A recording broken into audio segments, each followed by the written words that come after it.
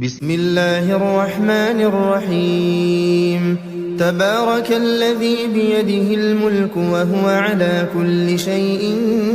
قدير الذي خلق الموت والحياة ليبلوكم أيكم أحسن عملا وهو العزيز الغفور الذي خلق 7 سماوات طباقا ما ترى في خلق الرحمن من تفاوت فارجع البصر هل ترى من فطور ثم ارجع البصر كرتين ينقلب إليك البصر خاسئا وهو حسير ولقد زينا السماء الدنيا بمصابيح وجعلناها رجوما للشياطين وأعتدنا لهم عذاب السعير وللذين كفروا بربهم عذاب جهنم وبئس المصير إذا ألقوا فيها سمعوا لها شهيقا وهي تفور تكاد تميز من الغيظ كلما ألقي فيها فوج سألهم خزنتها ألم يأتكم نذير قالوا بلى قد جاءنا نذير فكذبنا وقلنا ما نزل الله من شيء إن أنتم إلا في ضلال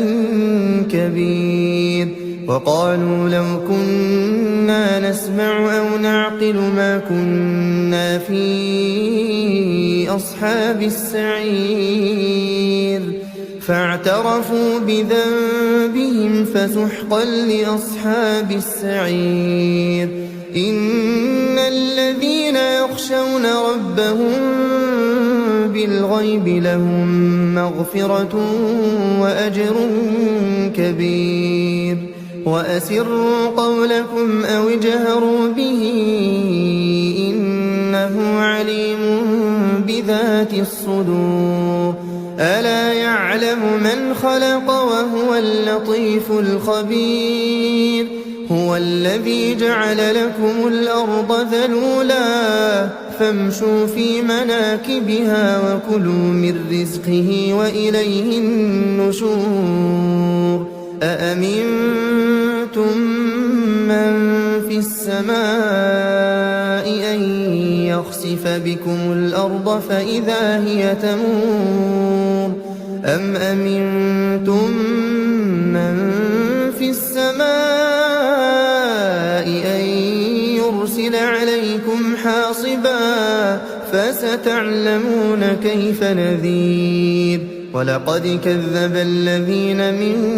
قبلهم فكيف كان نكير أولم يروا إلى الطير فوقهم صافات ويقبضن ما يمسكهن إلا الرحمن إنه بكل شيء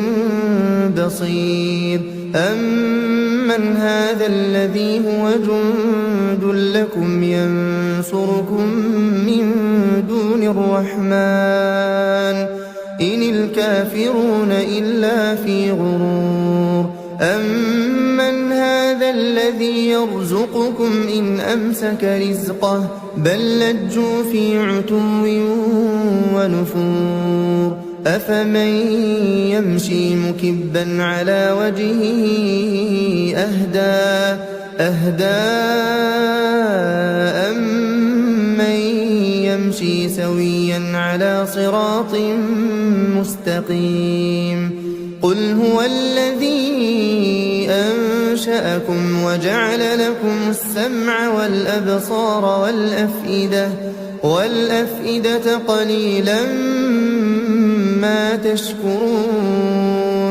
قل هو الذي ذرأكم في الأرض وإليه تحشرون ويقولون متى هذا الوعد إن كنتم صادقين قل إنما العلم عند الله وإنما أنا نذير مبين فلما رأوه زلفة سيئت وجوه الذين كفروا وقيل هذا الذي كنتم به تدعون قل أرأيتم إن أهلكني الله ومن معي أو رحمنا فمن يجير الكافرين من عذاب أليم قل هو الرحمن آمنا به وعليه توكلنا فستعلمون من هو في ضلال مبين قل أرأيتم إن أصبح ماؤكم غورا فمن يأتيكم بماء